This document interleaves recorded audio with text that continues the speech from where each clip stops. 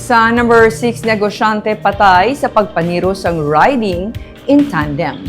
May lead kag persons of interest na ang manapla PNP sa kaso nga pagpatay sa isa ka negosyante nga anay overseas sa Filipino worker sa Puroka, Suaga, Barangay 1A sa Banwa sang Manapla, Domingo sang aga.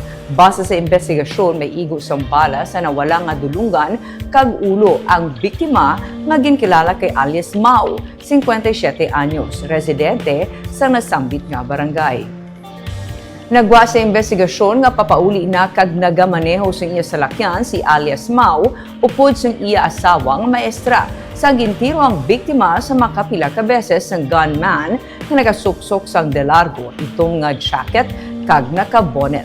Ang gunman na nagaangkas sa motor nga ginamaneho sa isa pagid ka persona. Apesar nga natiruhan ng biktima, siya ang nagapaandar pa sa iya salakyan mga 30 metros gikan sa crime scene. Tubtub nga nagpondo sa tunga sang dalan. Nakaluwas ang asawa apang gindeklarar nga dead on arrival sa ospital ang iya bana. Na-recover sa crime scene ang 5 ka mga empty shells kag isa ka deformed fired bullet sang wala pa mahibaluan nga caliber sang pusi. Yung mga persons of interest na kami gina-consider, but yet is for case build-up pa. So, hindi pa naman ma-reveal as of this time.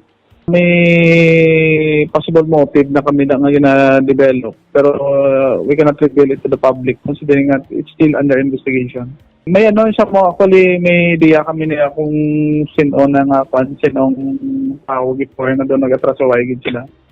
Wala labot sang incident, pwede nga naging siyang complainant. So, amo nang isa sa kina-consider ginamon, which is pananaw namon ay which still also have the capacity nga maghimo.